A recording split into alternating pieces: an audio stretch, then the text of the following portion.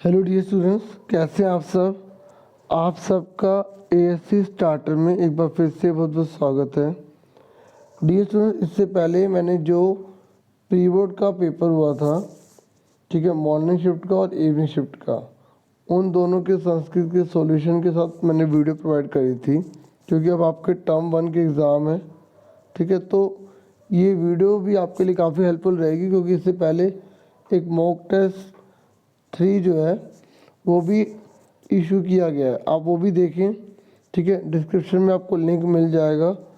अब हम mock test जो 4 कर रहे हैं क्लास 10 का, ठीक है, टर्म फर्स्ट के एग्ज़ाम की प्रिपरेशन के लिए।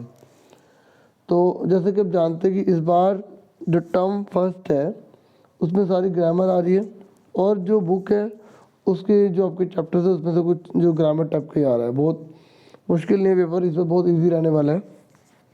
तो फटाफट देखते हैं पहला क्वेश्चन में क्या है।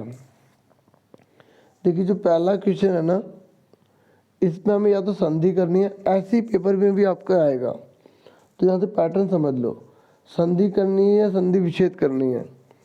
ठीक है, या तो आपको उसे जोड़ना है या उसको अलग करना है। तो यहाँ पे किंचित विनयम लिखा हुआ है, तो आपको बताना है कि इनमें से कौन सा आंसर सही होगा। ठीक है, तो अब आप चाहें तो आंसर जो है वो एक पेज पर साथ के लिख सकते हैं और मैच कर सकते हैं। ठीक है, बाकी अब मैं सारे आंसर बताता हूँ इसमें। देखिए, ये द लिखा है ना, द, अगर याद हो मैंने पिछले भी वीडियो में बताया था कि द है तो एक ऐसे याद करना होता है, का वर्ग, चा वर्ग, टा वर्ग, ता वर्ग। तो ये जो द है ना तीसरे नंबर पर है, ता था द। तो जब द होता है, जब उसको अलग करते तो ता बन जाता है। तो इसलिए इसका आंसर जो है वो पहला है, किंचित जमा अविनियम। बस आपको क्या करना है, संस्कृत के जितने भी रूल्स हैं ना उसकी प्रिपरेशन अगर आपको है तो कोई भी आप आराम से कर सकते हैं। ये तो केवल एक रिवीजन के लिए वीडियो बनाई जा रही है। ठीक है, तो पहले का क्या है, फर्स्ट। सेकंड जो है उसमें हमें दिया गया है तपोवन वासिना प्लस देविति। तो अब हमें इसको जोड़ना है, यहाँ पर विसर्ग लगा हुआ है। ठीक है, तो जब विसर्ग लगा हुआ है और जब हम इसको जोड़ेंगे तो विसर्ग हटेगा तो ओ की मात्रा हो जाएगी। तो यहाँ पर इसका आंसर ये है। ठीक है, ये जो थर्ड है इसमें एकस्तावत लिखा हुआ है, तो इसको जब हम सा को अलग करेंगे तो विसर्ग बन जाएगा। तो इसका आंसर क्या आ जाएगा, एक जमा तावत। ठीक है, आगे बढ़ते हैं। अब आप 4 देखिए, इसका हो जाएगा दिग जमा माम है ना, तो इसको जब हम ऐड करेंगे तो धिंग माम हो जाएगा, इसका आ जाएगा ख। उसके बाद सेकंड है, सेकंड में हमें बोला गया है कि आपको जो कोष्ठक में पद दिए गए हैं उसका समास करना है, और अगर समास है तो उसको आपको विग्रह कर देना, उसको तोड़ देना है। ठीक है, तो यहाँ दिया हुआ उपाध्याय दूत। ठीक है, जो उपाध्याय का दूत है तो उपाध्याय से दूता हो जाएगा। ठीक है, तो इसका क्या हो जाएगा, ख आंसर हो जाएगा। समास है तो समास के ऊपर रूल देख लेना। अब एक कुशलभ दोनों है, ये पिछले भी जो हमने करा था उसमें भी आया था, तो दोनों के दोनों स्वतंत्र हैं, द्वंद्व है समास, है ना। तो इसलिए इसमें क्या आएगा, कुशा चा लवचा। ठीक है, इसका आंसर क्या ही है। फिर नेक्स्ट है स्वधानम। ठीक है, स्वधानम का क्या होगा, तो इसका जो आंसर है वो आ जाएगा व्यवधानेन सहितम। जब ये स्व लिखा आ जाता है तो इसको सहितम में बदल देते हैं। ठीक है, ये आप ध्यान रखना, ये लिखा ना स्व विध्यानम, तो व्यवधानेन सहितम हो जाएगा। इसका सा है तो सहितम कर देना। ठीक है, ऐसी समीरेण चालिता लिखा आया है, तो इसको आप जब समास करेंगे इसका, तो इसका आंसर जो है वो हो जाएगा समीर चालिता। ठीक है, उसके बाद नेक्स्ट है थर्ड में अधोलिखित वाक्येषु कोष्ठकगत पदेषु प्रकृति प्रत्यय। अब आपको ना इसमें प्रत्यय को जोड़ना है या इसको अलग करना है। प्रत्यय पीछे लगते हैं, ठीक है, ये हिंदी की तरह नहीं होते हैं कहीं आप हिंदी की तरह सोचे, थोड़ा बहुत इसमें अंतर होता है। जैसे यहाँ लिखा तुल्य वत्सला, अब ये जो तुल्य वत्सला है तो इसमें आपको पता लगाना है कि कौन सा प्रत्यय है। देखिए ना तो इसमें आपको अक्ता दिख रहा होगा ना मुतूब दिख रहा है, आकड़ ना लगा ना तो ये स्त्रीलिंग है। ये जो टाप होता है ना ये स्त्रीलिंग होता है, आकड़ डंडा, तो इसलिए इसका आंसर ये आ जाएगा। जननी भी पता है ना, जननी मतलब माता है ना। उसके लिए मुतूब को जब हम जोड़ते हैं तो मुतूब की जगह क्या लगाया जाता है, मुतूब थोड़ा सा बढ़ के धन, देखो धनवान होता है कुछ नहीं होता ना, धनवान होता है, तो इसे मुतूब में मान वान ये लगता है। शानच में ना मान वान लगता है लेकिन विसर्ग लग जाता है बाद में, तो इसलिए इसका आंसर जो है वो क्या हो जाएगा। और पुरुष है ना तो पुरुष के लिए क्या होगा, धनवान। ठीक है, समझ में आ गया। इसको जोड़ेंगे तो वान बनेगा। नेक्स्ट है ये कथा सरसी रोहन्य भस्य, तो ये श्लाघे जमा टाप, अब मैंने कहा था टाप में क्या होता है, आगे डंडा लगाना होता है आपको। ठीक है, तो जब आप इसका आगे डंडा लगाएंगे तो इसका क्या हो जाएगा, श्लाघ्या हो जाएगा, तो इसका गा आंसर आ जाएगा। उसके बाद नेक्स्ट है, देखो मैं थोड़ा थोड़ा इसमें से बता सकता हूँ जो मैं जितना मैं मुझसे हो पा रहा है। ठीक है, तो आंसर बिल्कुल इसकी करेक्ट है 100%। और क्योंकि थोड़ा सा बच्चों को क्वेश्चन का आइडिया हो जाए कि पेपर कैसा आ सकता है। ठीक है, ये अब बुद्धिमती लिखा आ गया। ठीक है, तो जब मति लिखा आया तो ये क्या लगाएंगे आप, मति मतलब मैंने कहा था ना मान मति, तो ये सब मतूब के होते हैं। तो और पहली बात तो ये मति तो कुछ होता ही नहीं कोई प्रत्यय। तो अगर आपने देख लेंगे ना कौन से प्रत्यय हैं तो आपकी काफ़ी हेल्प हो जाएगी।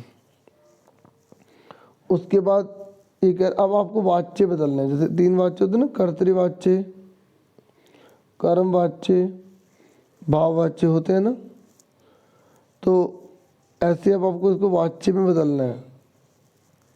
तो देवेशन पूजा डैश, तो यहाँ पर क्या आएगा, तो ये कर्मवाच्य में है ना, तो यहाँ क्या आ जाएगा, क्रियते।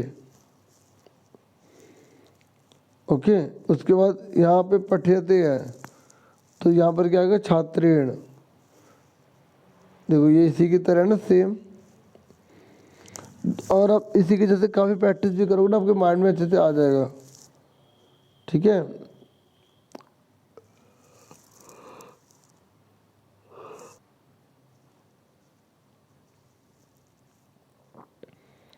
उसके बाद अहम गुरु, अब यहाँ पर सिर्फ कर्तृवाच्य में यूज़ हुआ है, तो क्या आएगा, नमामि। और देखो अहम आता है तो मी लगता ही लगता है। ठीक है, अहम गुरु नमामि, मैं गुरु जी को नमस्ते करता हूँ। ऐसे 5वें पर आ जाइए। 5वें में या प्रत्यय में विकल्प में समुचितम काल बोधक शब्द भरना है आपको। काल मतलब टाइम बताना, ये तो बहुत आसान है। 30 को सार्ध बोलते हैं। ठीक है, तो ये 8:30 बज रहे हैं तो सार्ध अष्टवादने हो जाएगा। ठीक है, उसके बाद नेक्स्ट है यहाँ 15 है तो इसको सपाद बोला जाता है। 5:15 को सपाद पंचवादने। ठीक है, तो सपाद पंचवादने का ये लिखा। ठीक है, उसके बाद जो है नेक्स्ट 18वां, यहाँ पर हिंदी में क्या बोलते थे, 7:45 बोलते हैं ना, तो पादोन अष्टवादने हो जाएगा। ठीक है, तो देखो इसे 7:45 बोलते तो आप ये नहीं सोच सकते पादोन अष्टवादने मतलब 7:45। ठीक है, 8 बजने में 15 मिनट है, इसका मतलब ये होता है। इसका आंसर क्या होगा, ए। फिर उसके बाद कह रहा है कि ये जो 9 बज गए हैं, रात्रि भोजनम करोति, तो 9 को क्या बोलते हैं, नव, तो नव कहाँ है, ये रहा। ठीक है, उसके बाद यहाँ पे बोला अव्यय भरने हैं। अव्यय जो किसी लिंग, किसी वचन, किसी क्रिया के साथ बदलते नहीं हैं, जो सेम रहते हैं। ठीक है, भगवान किम करोति। ठीक है, कि यहाँ पर मतलब तुम जो यहाँ क्या करते हो, तो इसमें जो है क्या आएगा, यहाँ इदानीम। ठीक है, इदानीम आएगा यहाँ पर। सेंटेंस के अकॉर्डिंग लगाना आपको अव्यय। सारे अव्यय हैं, आपको मतलब पता होना चाहिए इन सबके। उसके बाद देखो दिनेश रमेश पाठम पठत। देखो दो जने है ना, तो दिनेश और रमेश होना नहीं चाहिए। जैसे आप दो जने होते हैं तो क्या बोलते हैं, राम और श्याम। तो संस्कृत में और जो है ना वो लास्ट में लगता है, जब दो हो जाते हैं जितने भी जने हैं तो लास्ट में लगता है, चा बोलते हैं और को, तो यहाँ पे चा आएगा, ठीक है।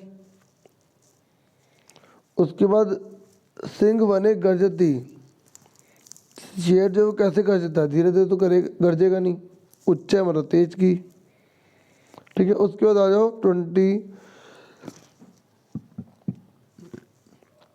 23।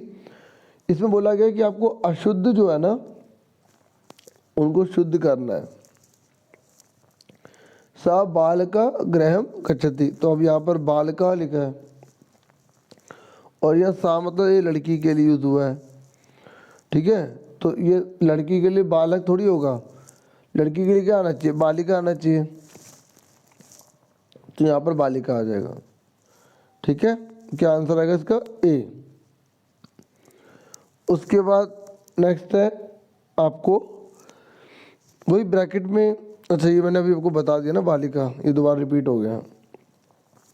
अब बालिका क्रीड़ा क्षेत्र क्रीडती, अब आपको बताना है कि ये जो क्रीडती है ना इसकी जगह क्या आना चाहिए। देखो बालक लिखा है, बालिका लिखा है ना यहाँ पर, और यहाँ पर बाल का नहीं लिखा, डंडा लिखा, आकार आन था ना, आकर डंडा लग के विसर्ग लगा हुआ है।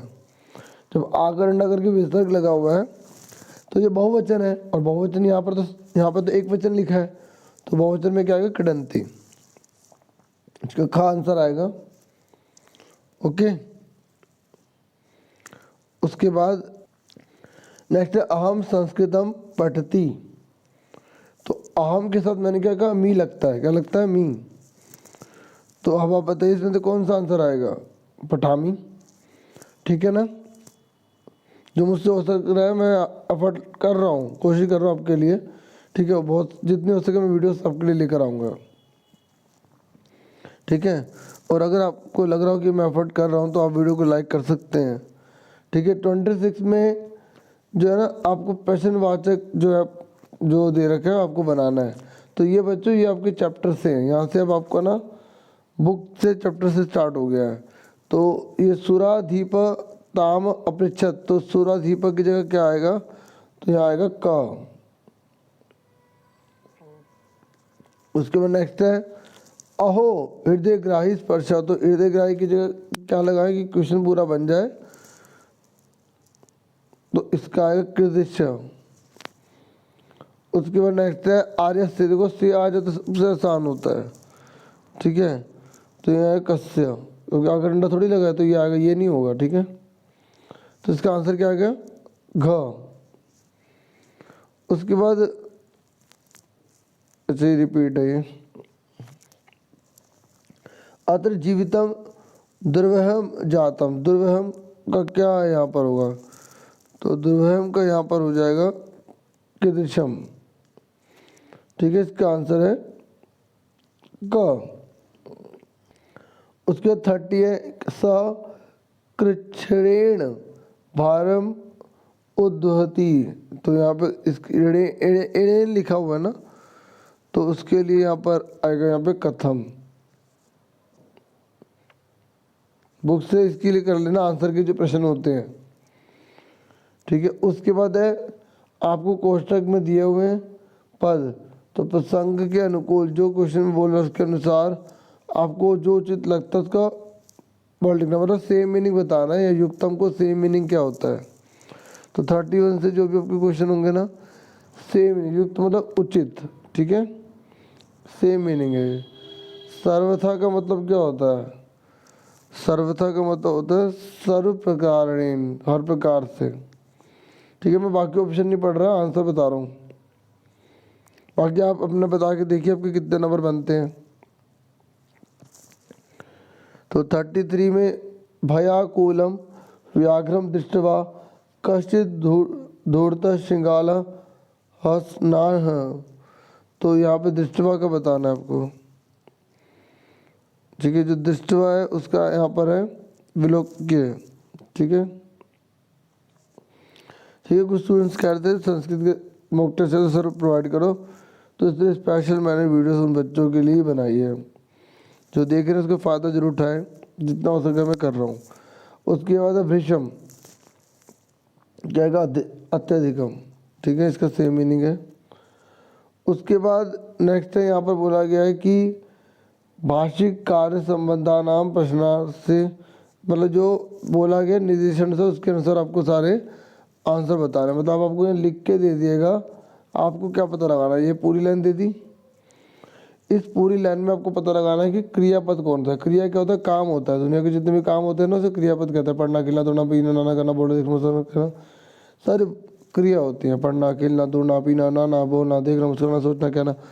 तो आपको इस पर ढूंढना है कि कौन सी वर्ब है, कौन सी क्रिया है। तो क्रिया ज़्यादातर हमेशा लास्ट में होती है संस्कृत में। तो ये यत्नम अक्रोत, ये लिखा ना अक्रोत, तो करा था, तो ये आ गया इसका आंसर, ठीक है। क्रुद्ध होना तो क्या है, विशेषण है। तब मतलब अंधेरा, है ना। इस तरीके से आपको पता लगाना क्रिया कौन सी, तो लास्ट में होती है। और कर्ता जो होता है वो शुरू में मिल जाता है, क्वेश्चन के अकॉर्डिंग होगा। अब आगे ना करता हूँ ना, कर्तृपद पदम बताना है आपको। तो यहाँ पे कर्तृपदम आप बताएंगे कि कर्तृपदम जो है वो कौन सा होगा।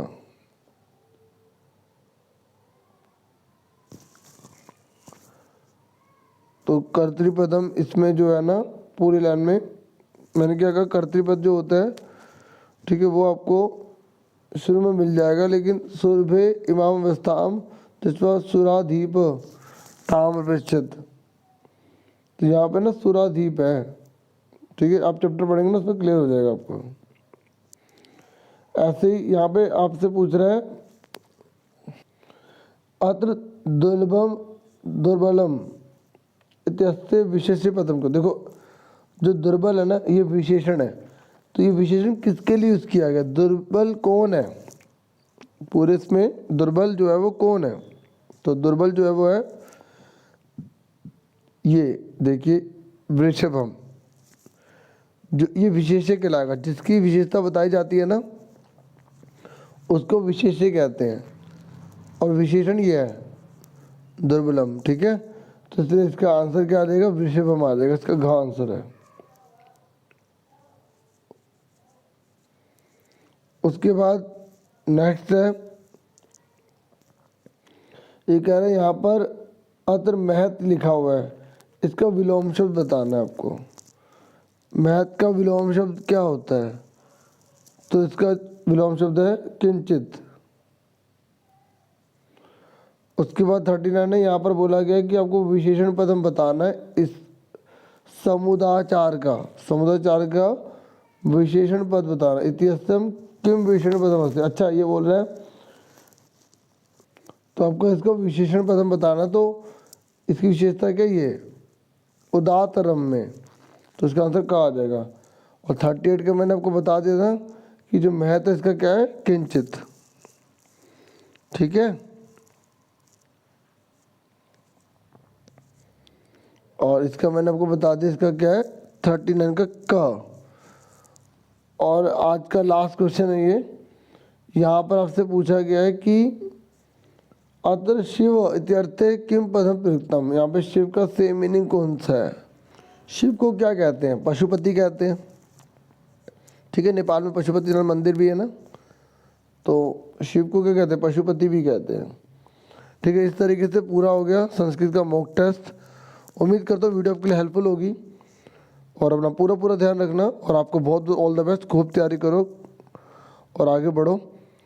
Thank you for watching and listening carefully. Take care yourself dear students.